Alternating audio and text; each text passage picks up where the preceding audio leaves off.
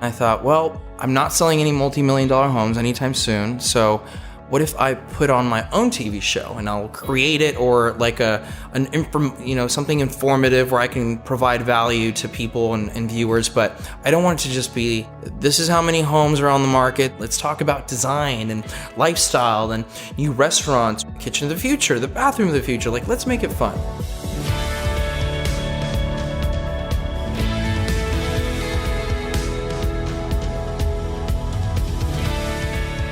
Welcome to Dig's Influencer Podcast, the Titans of Real Estate. The show that provides direct access to the real estate industry's top movers and shakers as they share invaluable insight on how to best navigate and succeed in any market. I'm your host, Warren Dow, founder and CEO of M3 Media and publisher of Digs Magazine.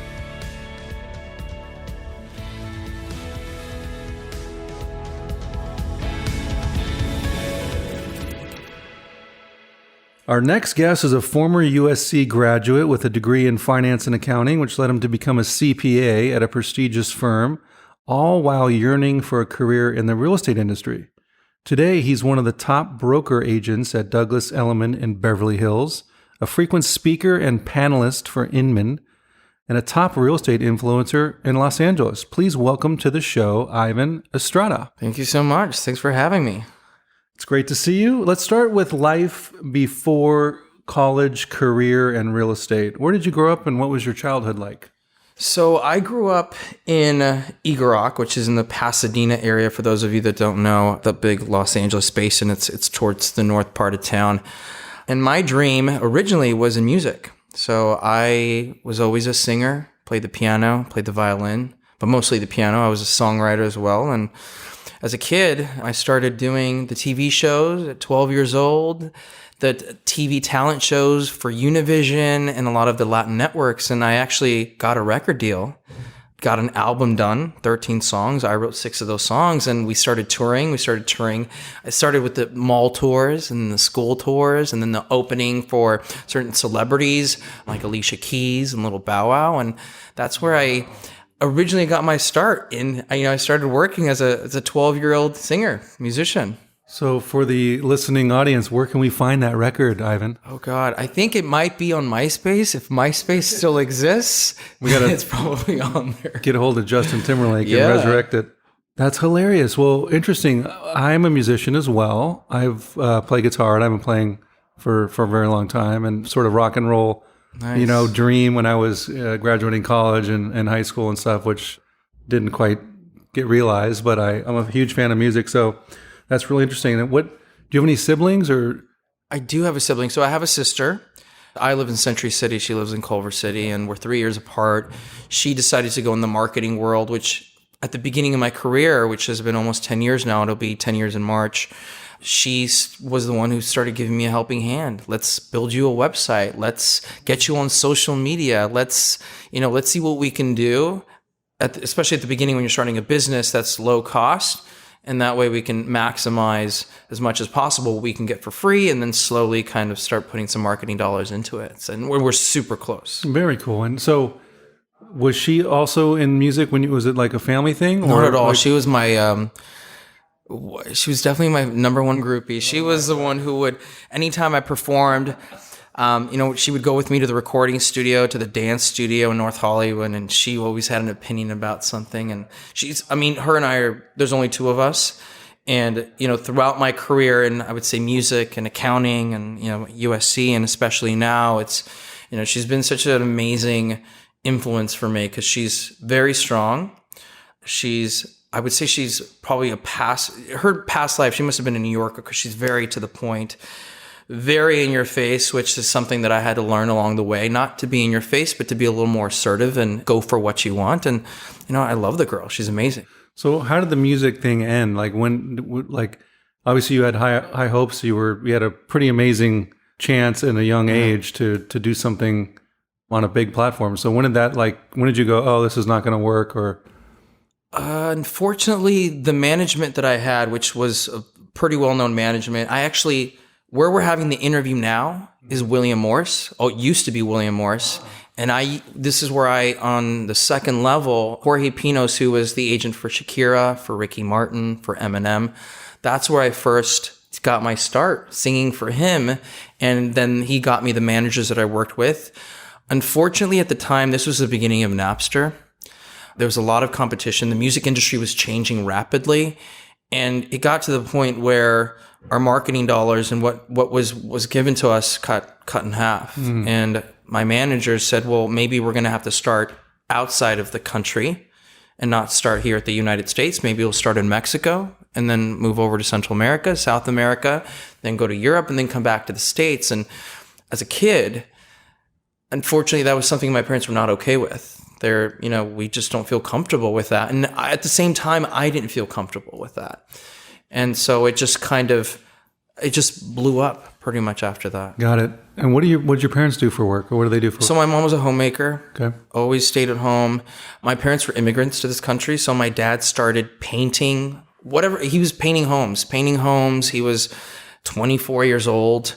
He ended up working for the Glendale Unified School District as an assistant to the electrical engineer. And I came from very humble beginnings. So I pretty much came from, I don't want to say nothing, but the most that they could do for me was just be as supportive as possible, which they have been throughout my entire life, and which has meant the world to me. I'll tell you, most success stories like yourself start that way. Like that's the genesis of people finding and being rooted in who they are, where they come from, and not taking anything for granted. It's been huge for me because for them they didn't go to college. I was the first one to go to college.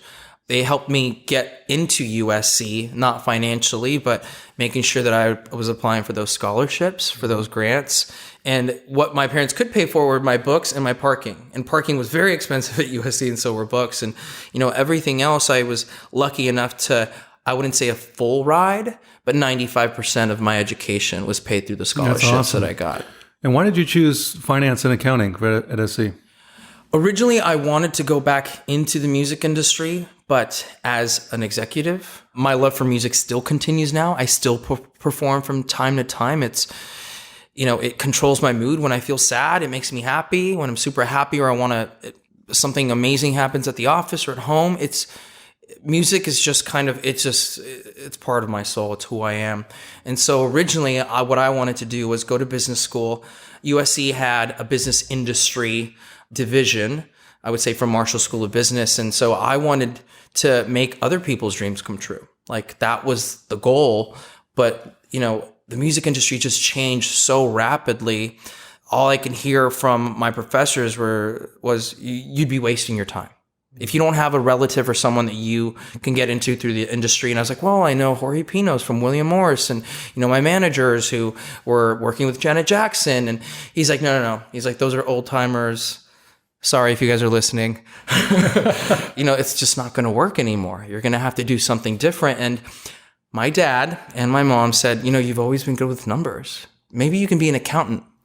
And so it was, I wouldn't say their dream. I think it was a combination where I thought, oh, well, working at Deloitte would be great. And, coming from seeing what my parents were making a year to what I was going to get paid first year out of college, I was like, wow, then maybe this is the way. You get into Deloitte, you work up you kind of work up that corporate ladder. Yeah. And, one day I'll be at the top. And so that's how I decided to pursue the accounting role. And I was getting 100% on all my exams. And my professors were taking me aside and saying, how did you get 100%? There's only 2 people in the class of 500 who got 100. How did you do it? And I was like, I don't know. It just clicks with me. And so I thought, well, this is it. This is my path. And, I got accepted into the Leventhal School of Accounting, which I think less than 5% of the students from Marshall School of Business get accepted into that school. Most of that school, the students were international, a lot of Chinese students from India. And so it was just an amazing opportunity. And I thought, this is going to be my claim to fame in the business world. That's interesting. Well, accounting, obviously you have a gift in accounting because that doesn't come naturally to most people. It's a foreign language. And, reconciling and doing it's a whole different, mind trip. It's difficult. It was one of those things where at first, it was kind of like putting a puzzle together. And once you figured out how to do it, everything else just fell into play. Interesting. It was a mind switch, and it switched, and I was like, this is it. This is my thing. Once you could see it, you could just... I saw it, and I'm like, this is, yeah, very cool. I know a lot of USC grads who sell real estate. I've been doing this for 10 years now, and I need introduction to those people. And it's interesting, but here's one thing they have in common. They all do very well. And it always leads me to wonder, like, does SC with, the tremendous networking sort of thing that they have going on, does that give you think it helps, like, going into real estate, coming out of SC, just the networking advantage? Yeah, like, absolutely. I think networking was the strongest. It's the biggest takeaway that I got from USC. I started networking freshman year, and that was something that was imposed to us by our professors first semester, how important the network was and how important it was for our career. And so I actually, when I switched from accounting into real estate, what I did was I went into the USC alumni directory, which we had, and I started at the A's, and I started calling every single person. I would do that for 4 hours a day, and I would tell them, my name is Ivan Estrada. I'm a grad of Marshall School of Business, Leventhal School of Accounting. I'm not asking for any money. All I'm asking for is your help and support. And as soon as I would say that, oh, how can we help you? And I would tell them, look, I just made a recent transition. I was in accounting for 3 years. I'm a certified public accountant, and now I'm going into real estate, which has always been my passion. Do you know anyone who is looking to buy or sell in the next couple of months? And then I would just shut up. They would say yes or no. And if not, then I would put them on a newsletter. Half of the newsletter was real estate related, and the other half of the newsletter was USC related. What's going on with the football team? What's going on with new buildings, new programs? And so I made it where it just wasn't about real estate, but something that they would be interested in, especially the hardcore USC alums. And that was my opening door and my beginning to my first couple of sales at the beginning. So note to audience, I mean, that's a marketing gem right there. I mean, the way that you creatively thought about networking and introducing yourself in a very non-solicitive manner.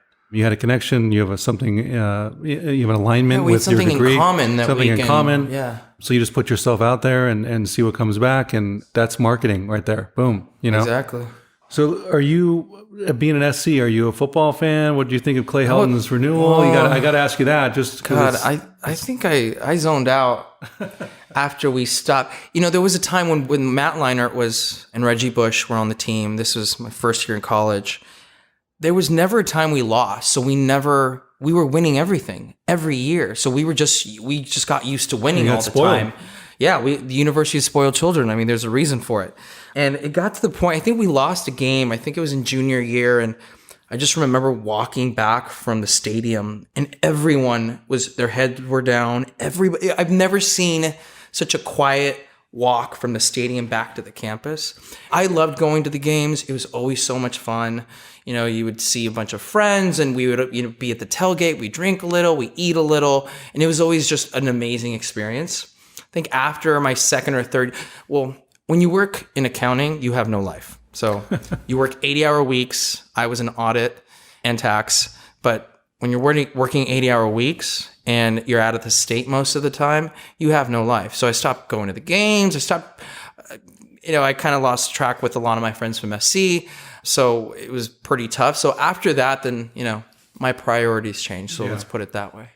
So being in Leventhal and studying and getting these 100%, did you find time to get in any kind of trouble while you were at SC? No, there was no time to do anything. It was all books and it was studies? all books. I remember walking by the cafeteria with colleagues of mine and they were just sitting and eating food, and I would say, how do they have time to sit and eat food? I remember and this is a problem that not a problem, but something, I liked, when I eat my food, I eat it super quick because I had to always eat it from class to class. And I was double majoring. So I had the finance and the accounting. And so I was pretty much waking up at 4:35 in the morning and going to sleep at 8, 9 at night and waking up in the morning doing all over again. And all Saturday was just prep, because we would have a midterm, a final, and a group project. And that's what our grade was based on. And it was on a curve as well. So being on a curve, a very high curve, is very difficult. So I think I lost track of what was going on in the world, what was going on TV. I forgot I had a dog. I didn't have a relationship. I mean, it was... You were all consumed by I was super consumed. Yeah. But I mean, at the end of the day, like, I'm so grateful. It taught me a lot of things. I mean, in real estate, I mean, you get what you put into it. And I do work a lot. When I go back and think of those memories in public accounting and at USC, I have a life now. This is great. For me, this is vacation. So you began your career in real estate in 2007. Where did you get your start? Like, what was your job or experience? Yeah, so I really wanted to work at Deloitte. It was always about Deloitte. Didn't get Deloitte. And then I worked for a company called McGladrey, and they were like a mid-tier firm, still a pretty good firm. They were international. And so I started at the office in Pasadena. I worked there for 2 years, then moved to downtown. We had a downtown office. And at the beginning, I was in the mindset of, look, I'm going to work really hard at this. I'm going to be great. I know how to network. Like, most of my colleagues were very introverted individuals, and I was not. And I thought, this is going to be... It's a great skill to have, because I love networking, which I still continued at that point, even after I got my job, because I thought, the importance of it, especially for relationship building and future clients for the firm. I thought, why not set that standard now and build those relationships now that I'm young? So when I do become a partner, I can just say, hey, would you like to, be a client? Would you like to be a tax client, an audit client? And I think after year 2, I was working 80-hour weeks. It just got, I wouldn't say unbearable, but I started realizing that, I got to that point of, what am I doing? I'm good at what I do, but is this what life is? Like, I had no passion for it. I remember every day that I would wake up, I'd hit the ground and just think, like, damn, like, this is my life. Like, this isn't what I signed up for. I'm not doing anything that I like. I have no time to do anything. And I just kept thinking, like, okay, well, if I can start a business, like, but what business would I start? And, maybe I should invent something, or maybe I should go back to school and do something different. Maybe I should go to law school. Maybe that's where I need to go. And so it was very difficult to come to the conclusion that this wasn't for me, because I realized going through school was a family thing. When I graduated, I could see the look on my mom and dad's face, and my sister, how happy they were that I had graduated from USC, Marshall School of Business, Leventhal School of Accounting. And I just thought, I'm going to break their heart. If I leave this and start all over, it was all for nothing. And so it was very difficult for me to really grasp myself and really go inward and think, okay, what's next? And I have to forget for once what my mom thinks, what my dad thinks, and what my sister thinks, and do what I feel is best for me. And real estate, for some reason, it just always called to me. And I decided, you know what? I'm going to quit. And I went to Coldwell Banker on Sunset, knocked on their door. They didn't want to see me. I didn't have a license. And I sat down with the manager, Fran Hughes, who is still working today as a manager at Compass. She was, I think, one of the key people in my career at the beginning who really helped me along the way. It was tough. This was a recession. I thought, I'm a USC grad. I'm good with networking. I'm good with people. I'm good with marketing. It's going to be a piece of cake. It was not a piece of cake for at least 2 to 3 years. Did she try to dissuade you from joining? Like, hey, don't do it. It's too tough. Well, at the beginning, she said, go get your license. And I had already gotten the books. I hadn't started. And she was like, I can't talk to you until you get your license. And I presented her, I had a list of books that I read.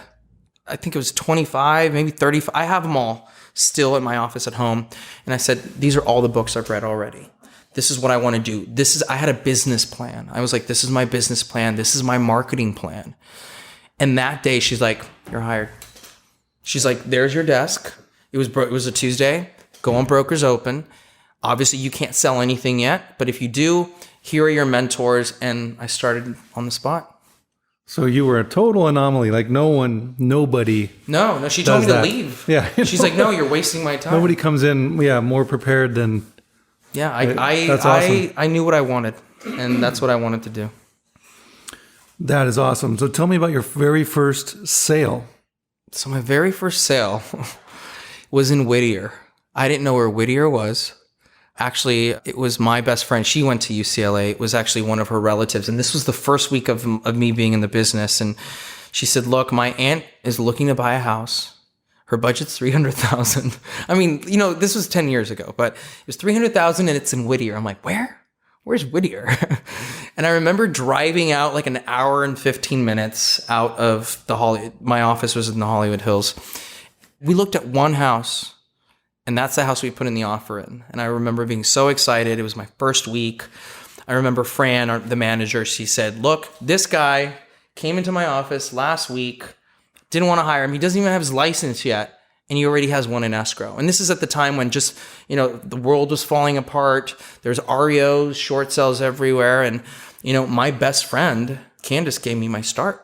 And that, I think for me was important because I was able to really gain confidence fairly quickly in the game, because in my mind, I thought, I'm not a salesperson. I've never done sales. I've been in the business of providing people with, being a fiduciary and providing people with information and helping them make their best decision on the tax side or on the audit side. And, for me to sell something, it kind of felt like it just wasn't built in my DNA.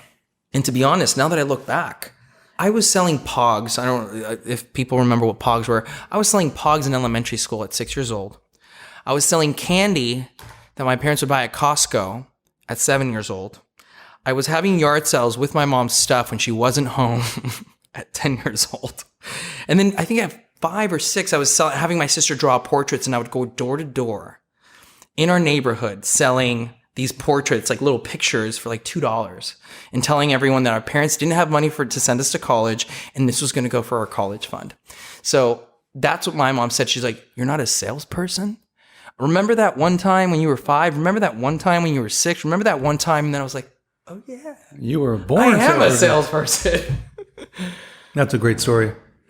You are totally a salesperson. Oh yeah. So going back, Ivan, so you mentioned when you met with Fran, you had a business plan, you read all these books. So first of all, give us what were some of those books? I think the first one was Millionaire. This was a Keller Williams book, Millionaire Real Estate Agent. Okay. That was such a good book. Gary Keller? Gary Keller. I was at Keller Williams after Coldwell Banker and before Douglas Elliman. Great company, great business model.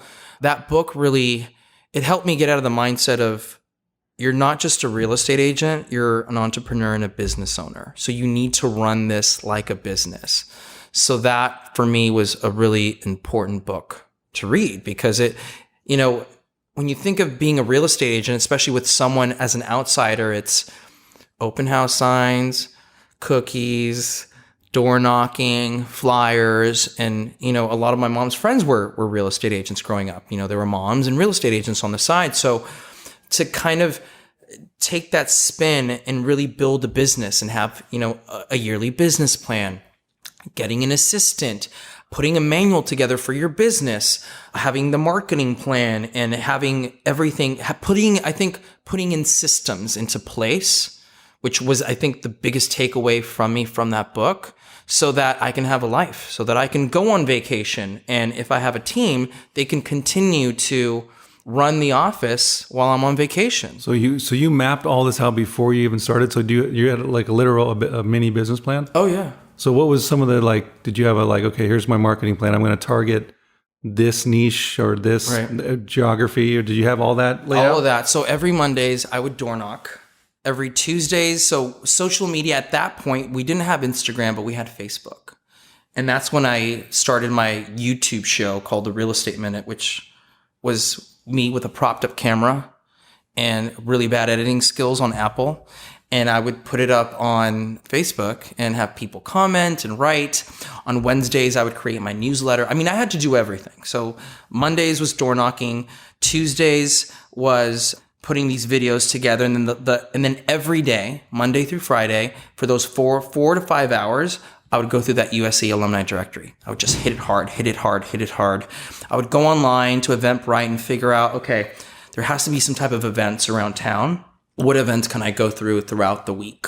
The newsletters, what is the content that we're going to put in the newsletters? I had mailers. If I had some free time, it was back to the USC alumni directory or back to door knocking my farm. And now that we have so much social media, we have YouTube, and YouTube at the moment was not a big thing. Yeah. Instagram was not around. Snapchat was, now we have Snapchat and TikTok and all this. I had to do something within a budget because at that time I really didn't have much to work from other than the reserves that I had from my savings from accounting. That was it. That's great. So you created your own sort of content machine and just started doing it with a plan. That's incredible. And how much business did you end up doing your first year? I think my first year I closed 11 homes. Wow. And this was on an average when the office was just, I think this was at the prime of the recession when everyone was just kind of like the world is burning down. And I think the average in the office was about like 5 or 6 deals. You had your producers who were selling still 25, 30. And then at that point was when the REO account started and we had people selling 100 homes, 150 a year.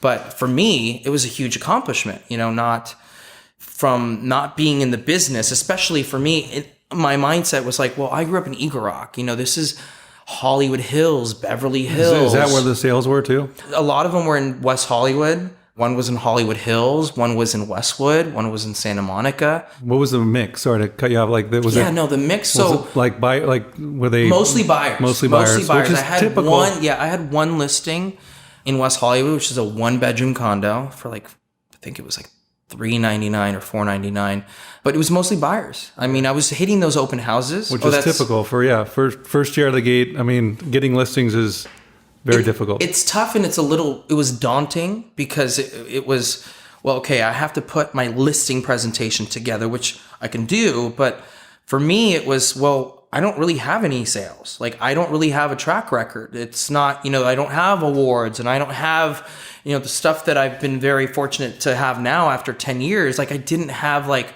that agent book the wow book that I can wow the sellers with. Yeah. And also the confidence level, it's the confidence. I think for me throughout the years, it's constantly increasing. But at that time when I was 25, in my head, I was thinking I was the youngest person in the office. Who's going to want to work with me? I'm 25, but I look like I'm 19 because I'm Latin and, we're good with, we don't crack really. It takes a long time. So I look like a 19-year-old kid with braces. And so I thought, who's going to want to work with me? Who's going to want to work with a kid? But, I was hitting those open houses. I did 2 to 3 open houses a week for 3 or 4 years. Holidays, I did it. I didn't, you were just all in. So I was all in. So first year, 11 homes, which is incredible, almost one a month.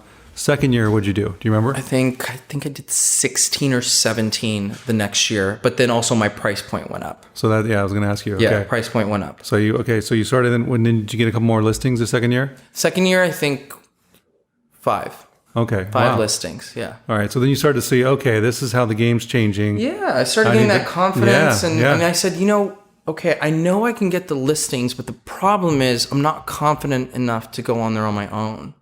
And so I thought, there's these Tom and Randy Isaacs, they're actually in this office. They were my mentors when I started at Coldwell Banker. I would take them with me. I said, I'd rather get 50% of something than nothing.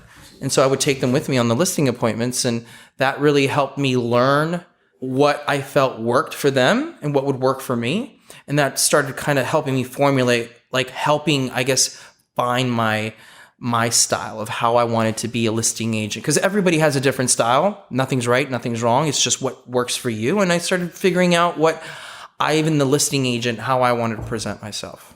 So it's great. And so note to audience again, that's marketing gem number 2. Ivan's given you the playbook on how to be successful in real estate here.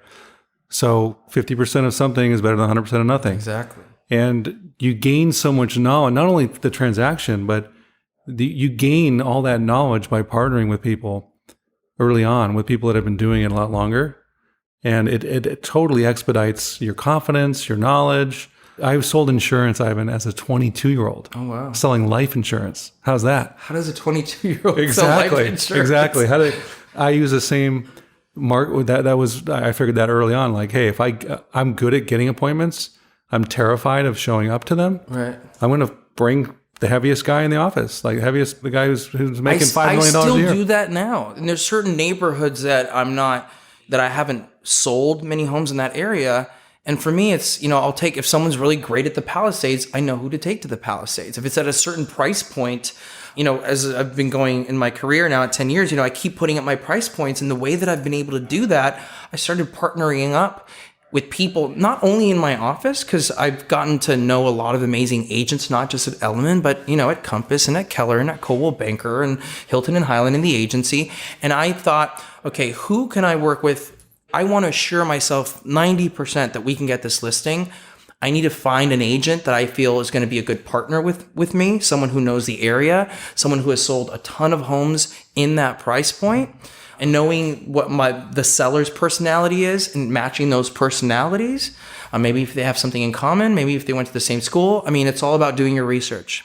So you're still doing that today? Oh, yeah, absolutely. And you think that's a trend? I'm seeing that more, especially with these, let's call them mega listings, that I think sellers are realizing their strength in numbers and sort of cross brokerages, right? Like getting a Douglas partner with an agency and Compass and because you bring in all those networks, it's kind of like the SC network effect. Right. All those brokerages have their whole sort of insular network that you can tap, right? Yeah, and we all have our database. I mean, Element, we work with Knight Frank, who's our international affiliate. They have a certain database. Element has a certain database. Hilton and Highland has a certain database. And if we can combine those databases to find a buyer as soon as possible using all these resources, it's a no-brainer for the seller. So let's fast forward. So 11 homes to 16 homes. Mm-hmm. And then let's go, what was your best year in your 10 years? In terms of not necessarily homes, but more I always look at my metric as volume. Is it gross, 80 million? Sales volume. Gross. So last year I did 42, and this was on my own. Okay. The year before that, it was 60. I think the reason for that was, I wouldn't say I got a little cocky. I would say I was selling a lot of those $1 to $2 million homes to 3. Those were, there's a lot more buyers for those. And I told my business coach, well, I just want to do higher end. And he's like, okay, well, this is the plan. This is what we're going to do. This is the networks that I need you to do. And, I'm part of different, I'm Soho House. I'm in different, I guess communities with the, playing golf. And I started getting those listings, the 3, the 4, the 5, the 6. And then all of a sudden last year, unfortunately, we had this kind of switch in the market where those were the homes that were unfortunately just sitting there. And the stuff that I was good at and that I can just do just the bread and butter, the 2 million, the 1 million, doing a ton of volume. I forgot about those clients of mine. I forgot about those people. Obviously I made a mistake. I think my head, I don't want to say my head got big, but I wanted to reroute my path and where I was going. And I forgot what were the buyers and sellers that got me to where I was. And so now we had to reformat all of that and say, okay, we have 3 in escrow right now. One's a 2 million, one's a 1 million, then one's an 8 million, And so those at the end of the year will help me rebound, that to get that number back up there. I also just hired another agent who's also a USC alum, MBA, CPA, licensed in New York, licensed in LA. I want to really build a solid team of these type of individuals that, our clients, especially in the higher end, they're going to say, we trust these guys. This is the team you should hire. And so, I made a mistake. I learned from it. And I'm glad it happened because it now kind of changed the direction of how I want to do business, who I need to market to. And I think the biggest thing is don't forget where you came from. Those are your fans. Those are the people that got you where you were. And I unfortunately said, no, I can't take you right now because I'm too busy. As they say, stay in your lane, right? Yeah, stay in your lane.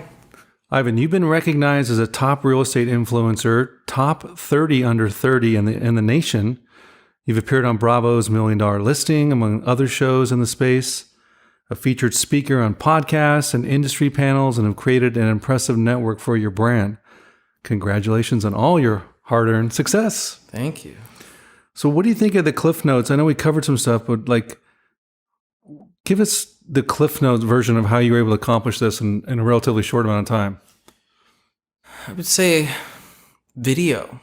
Video really it helped me build my brand quickly. I got into the game when no one was in the game. I remember watching Million Dollar Listing season 1. This was over 10 years ago.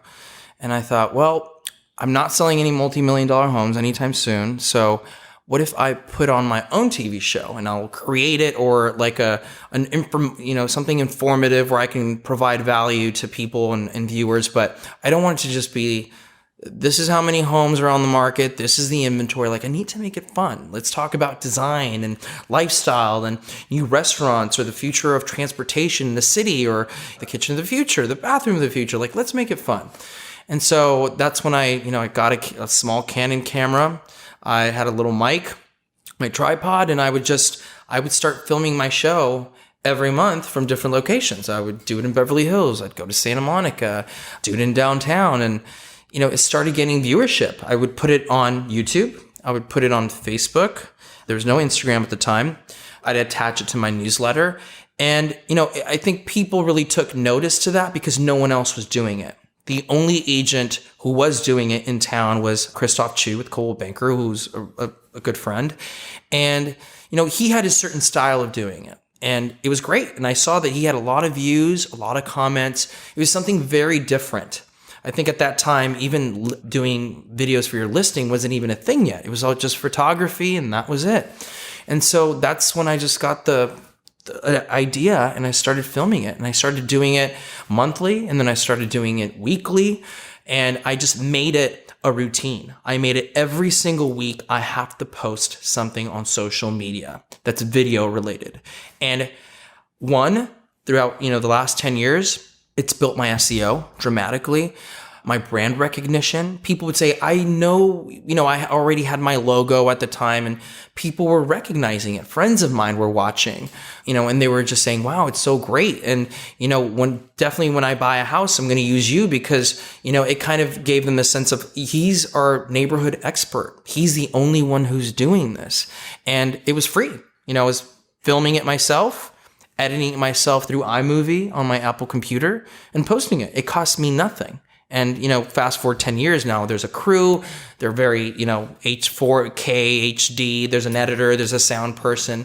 But it took a while to get there. And I think the key for people, obviously video is very important, especially, as we move on through 2020, was just the consistency.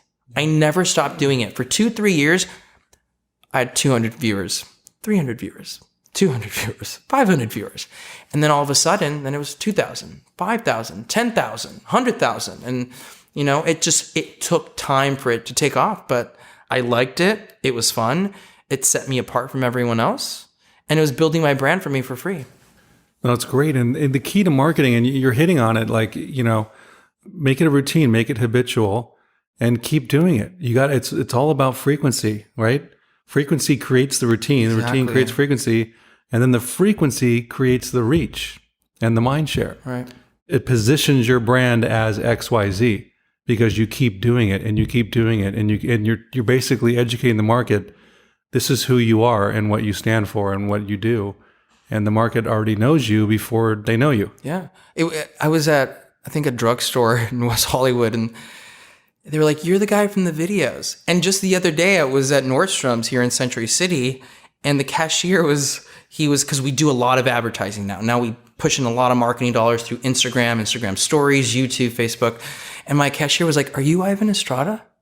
He could barely speak English. He's like, are you Ivan Estrada? I'm like, yeah. He's like, oh, I see your videos. I watch them. You're like a celebrity. And I just thought that was so funny. And it's like, this is a guy that I'm probably 19 years old, who's probably not even in my demographic of who's going to be buying anytime soon. Not anytime soon, but, I'm building that demographic. So hopefully by the time he's 24 or 25, and, then he's going to become a client of ours. I love marketing. I'm a student of marketing. I read a lot. I'm like obsessed with, how brand building and why people choose to do business, and how this is my accounting. This is my sort of thing. Everyone overthinks it, and everyone's chasing different things. I write about this in the magazine all the time, but you're basically reinforcing, the brand, and building the mind share is the most important thing, because mind share ultimately leads to market share. Exactly. And everyone's chasing it, but you're building momentum along the way. So the market starts to, at some point, it tips and it comes to you versus you chasing and chasing and chasing and chasing. It starts to tip and come to you. Your cash register goes, "Are you Ivan Estrada?" Yeah, right? It's crazy. But it's something that it wasn't like I planned, like I'm going to take over social media. It was nothing. It's the result. I enjoyed doing it. It was fun for me. I knew that it was going to have some type of benefit, but it wasn't like I had set out to do this. I want it to be big and I want people to comment on it and people to recognize me in my own community. It wasn't, my mind never went there. It was just, this is something I enjoy doing. And it's something that I think is going to be valuable for people to watch. Whoever watches, all 10,000 or 5 people, whoever it might be. And the other, I think the important thing is you went all in on one channel, right? Because that's where you can scale. Like if you're trying to be that person on Facebook and Instagram and like if you're trying to be that everywhere, you're nowhere. You know what I mean? Especially now. I mean, they've changed so much. I mean, we constantly have to. I'm constantly doing research on YouTube, Facebook, and Instagram because their algorithms are constantly changing. And every year I start noticing, okay, our viewership is going down. Why? The content's still good content. People are still commenting on it. Okay, we're going to have to change a couple things. And it's constantly changing, so I have to change with it. But like you said, we do post it on all those platforms, but there's those platforms that I can see the return on investment. And for me, it's Instagram is number 1, Facebook is number 2, and then YouTube comes number 3. But Instagram, I have people watching my stories, which I post on the daily from homes that I'm listing. It's very lifestyle. It's me at the gym, getting ready. I wake up super early, 4:30 in the morning. It's me working out, me with clients, me putting presentations together, me speaking. And I've gotten so many clients from that just because people have gotten to know me through that. They know who I am, not just Ivan, the real estate agent, but Ivan, the person. Yeah. And I think when they hire me, they hire Ivan the person. They obviously know that I'm capable, but, I connected with them in some sort of way. With all the success you've had in real estate, what are you most proud of? I think the most proud has been the effect of the real estate and me doing something that I love is just how happy I am. I'm extremely happy. Like sometimes I can't believe that this is my life. The life that I've created from living in a 1-bedroom apartment with my mom and dad and sister in Glendale. To me, it's just the effect of just happiness. That's the thing that I'm proud of, that I've been doing something that I'm so passionate about in 10 years. And I still wake up every single day and it feels like day one. What else can I do? I have 2 business coaches, Aaron, Keith, and, I listen to Tom Ferry every morning. And I'm always wanting to, how can I do better? How can I change things up for clients where it's going to be easier? How can I implement more marketing and more quality? And how, we need to do more videos. And I'm constantly my mind is constantly spinning. And after 10 years of being in this business, and I feel super grateful that I, have found something that I'm truly passionate about. And I think that's the biggest success and the biggest thing that I'm grateful for and happy for in my business. Let's talk about the hyper-competitive world of luxury real estate here in LA. This market is super competitive. Heavy concentration of top performers, reality TV shows, entertainment industry, you name it. How do you, and we talked about your specific strategies, but how do you continue to differentiate? Because, the channels are out there, Instagram, like everyone's doing Instagram, everyone's doing Facebook, everyone's creating videos, everyone's doing marketing, and especially here, because it's a very sophisticated market, right? Right. How do you continue to differentiate and elevate in that environment? Well, there's different strategies that I've taken into place. I think the first strategy, which has always helped me with my career, which helped me from the beginning and still with it now is, having that CPA license and the people that I go after to build relationships with, which are other CPAs. That's my, CPA to CPA. I actually have a newsletter that's called CPA to CPA, and it goes out to 10,000 CPAs in California. So if they're not in LA, then they're in, San Diego, San Francisco, boom, referral fee right there. So we have our CPAs or business managers, which a lot of them control a lot of wealth in this part of town. A lot of them are CPAs as well, or financial advisors, real estate attorneys, divorce attorneys, trust and estate attorneys, trust officers, life insurance folks. Having that CPA has really helped me. They see me as a partner to them, not just a real estate agent. And so, there's a ton of things that I can do on social media, and there's a ton of things that I can, put myself. I've done stuff on NBC, on Bravo, on E, and that's all great. That's all great marketing. But for me, having the trust and these partnerships with my affiliates, I think is the strongest thing for my now and for my future. A lot of these, CPAs, attorneys that I work with, we're all the same age. We're all in our 30s. I'm 35. And, we're all going to be growing together. And so as much as I want to be Sally Foster Jones, who I love and appreciate so much, she's a mega machine. She is amazing. She's been in the business for a long time. I have so much trust and respect for her. And we were just on a panel a couple months ago on The Real Deal. She's a megastar, and sometimes I want to just jump and I just want to be Sally Foster Jones or Aaron Kerman or the Altman brothers. And I forget, they've all been in this business for a long time. They've been building relationships for a long time.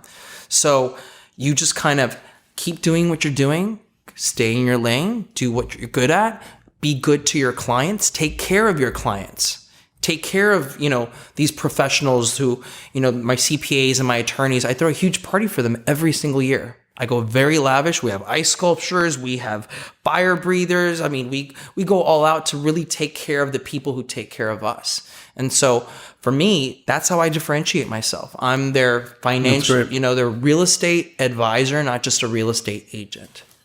In marketing, and I love this, and sorry, I keep coming back to marketing, but this is, I'm listening to you and all this sort of the marketing sensibilities are coming through. And what you just described, it's about, another, what I think is a huge success factor for marketing and brands is being authentic. Know who you are and be who you are. Don't be someone else because someone else is enjoying success as this or that. You're a CPA. You figured out the code for accounting. You have that gift. You know what I mean? So like you reflecting that gift back to the world with CPAs, it comes back to you. Yeah. You're being authentic. You know what I mean? So it's that transparency is powerful in branding and marketing. Yeah. Because it's sort of a niche within a niche. It's a lane within a lane. Exactly. And I don't try to copy anybody else. Like my biggest competitor is me. How can I be better next year? How can I be better next month? I don't want to spend energy and time on trying to figure out how I can be better than this agent or better than that agent or outmarket this agent, because at the end of the day, if that's what I'm going to be doing and chasing, I'm going to lose. And I'm going to lose myself and who I am. Yeah. All right. Enough about real estate, Ivan. Come on, let's have some fun. This is bored. Let's get down to the down and dirty. Yeah, let's get out of the I know you think accounting's fun, but let's get out of real estate for a second. Finish this sentence for me. If I wasn't in real estate, I would love to go back to the music industry as a performer. Nice. If you could invite 3 people to your dream dinner party, who would be there and what would you serve? Elon Musk, huge fan. Jennifer Lopez, because it's Jennifer Lopez. J-Lo. And do they have to be alive or could they be dead? No, they can be dead. Albert Einstein. I'm a huge fan of science. And Albert Einstein was always, I had him on my wall as a kid, and because he was always like the weird kid, but he did so much for the world, and he was such an amazing human being. So it would be Albert Einstein, Jennifer Lopez, and Elon Musk. What a mix. I want to be at that Total party. Random mix, dinner. Yeah. Albert Einstein, by the way, he's even as renowned and recognized, he's still not, I don't think, as people give him enough credit for. Like, I don't think so either. His mind was just like he was. I feel like maybe he was an alien. Yeah, who knows? No, really. He's like, for what he did and how he did it. That'll be our next podcast. We'll Perfect. We'll deep dive Albert. I'm ready. A guilty luxury pleasure that's worth every penny. I like getting massages every week. It resets me. Yeah. I do work out a lot, and just having that hour of relaxation and spa time and just me time, which is very important, I can't do without that. Favorite artist or band? God, it's so many different people. It's hard to ask a musician that question. Yeah, it's a hard thing because it just depends on my mood. Like sometimes I like electronic music, sometimes I like R&B music, sometimes I like pop music. I'm going to go back to what I was raised with and what was a huge inspiration for me growing up, and it was Stevie Wonder. Good stuff. Where do you live? I live in Century City. Describe your home. It's very modern, but very warm. It's very me. It looks, every time anybody comes to my home, they don't think anybody lives there because it looks staged. But it's my safe zone. It's where I go and just kind of disconnect. And it's very peaceful. To me, my home, I want it to be comfortable, peaceful, inviting. And also, I love modern, contemporary modern, and it's very modern. And do you travel a lot? I travel a lot. Where do you like to go? So last year I went to Egypt for a week. I went to Dubai. I went to Sydney. I went to Cancun. I went to Mexico City. Went to Vancouver. And then locally or nearby, I was New York, Miami, Chicago, Dallas. I do travel a lot I do a lot of public speaking, as you had mentioned before. I do a lot of panels. I do a lot of courses where I teach people how to use video branding effectively. And some of the other international travel was through Douglas Elliman Knight Frank. So I go to their offices like New York, Miami, Dubai, Sydney, and I always go out, give a presentation, meet the agents. And so it's a mixture of travel, fun, and work. A little business, yeah. And a write-off. What's your favorite city in LA? I love the beach, so I would have to say Santa Monica. Tell us a funny, can't believe it happened to me real estate story. Okay, I'm going to tell you something that actually happened to me yesterday. I don't feel I'm not proud about this, but it is what it is. So I just sold a client's home, which I'm not going to mention where it is and who she is. But they're doing a huge remodel. They didn't pay their light bill, and so I really needed to go to the bathroom. And so I went into the bathroom. I shouldn't even be saying this, but I'm going to say it. And there was 2 toilets in there. And I just had a flashlight. And so I just, did number 1 in one of the toilets and then realized that was the toilet that they were going to replace with the old toilet. So it wasn't connected to anything. Oh. So I had to clean it up. So tell us how that was. No. It wasn't fun. It wasn't fun. Yeah. So you were bailing water for a bit. I just thought, I was like, I didn't even realize there was 2 toilets in there. I just really needed to go. And until I walked out, I was like, wait, there's another toilet in there. And I shouldn't have even said that, but hey. I love it. So back to real estate. Let's get your industry insights. How's the market been this year? And like last year, do you think it was better than or worse or in between? And then how's it coming into this year? I think this year's going to be amazing. I definitely feel there's a different energy now than there was in 2019. I think people in 2019 were a little unsure of a lot of things. I think we were unsure of a lot of things. That market of, over 2.5, 3 million for single family homes to like 8, 9, 10, it was staling out. There was nothing. I was reducing prices under market. We weren't getting those multiple offers anymore. A lot of uncertainty in the air. But as of December, I started getting all those clients who were thinking of waiting and maybe right now is not the good time, or, especially a lot of my clients who were thinking about doing 1031 exchanges, and they were, no, maybe not this year, maybe in 2020. The last 2 weeks of December, the calls started flooding in. I still think we're going to have an issue with inventory.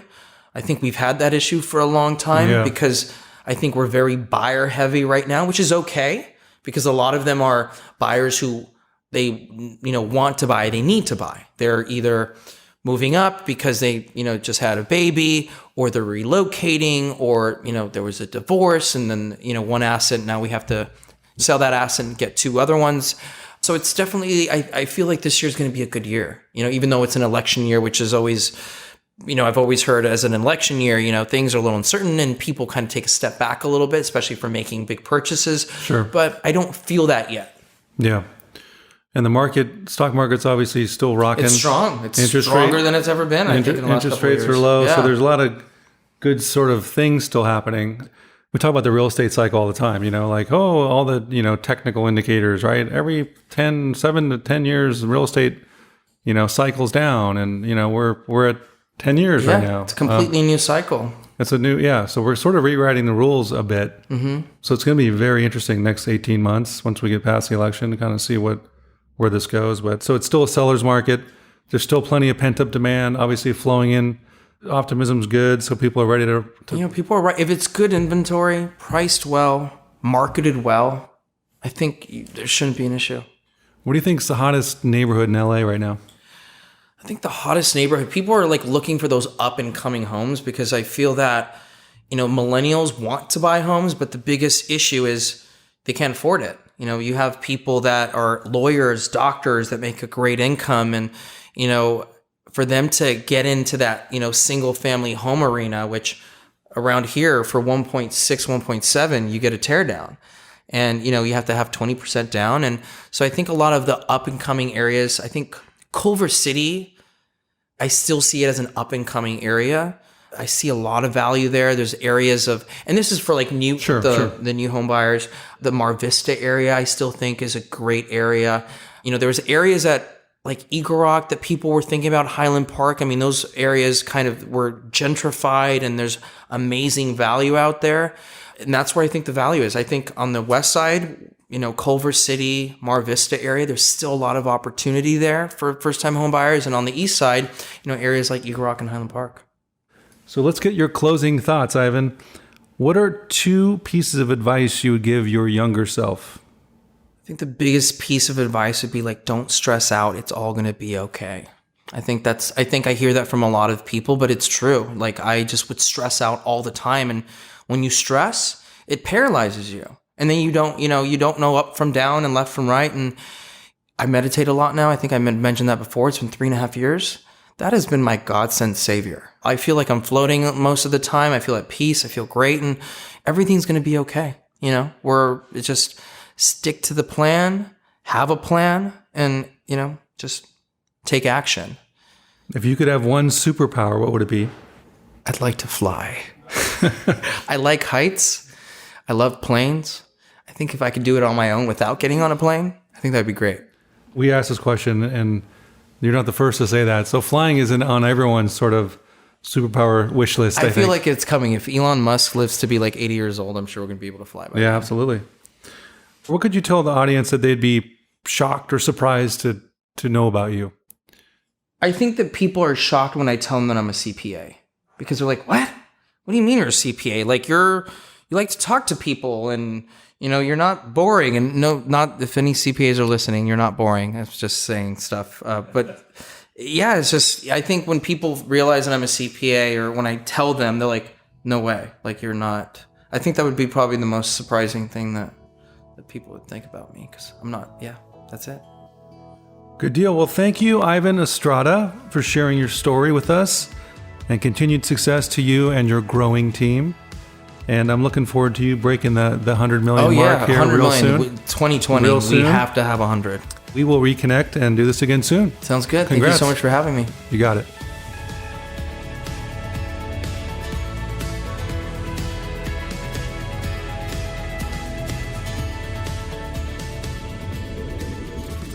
And that wraps up this episode. Thank you for tuning in, and we hope you found some value. Please share, subscribe, and leave a review. Find us on iTunes and your favorite podcast provider. Until next time.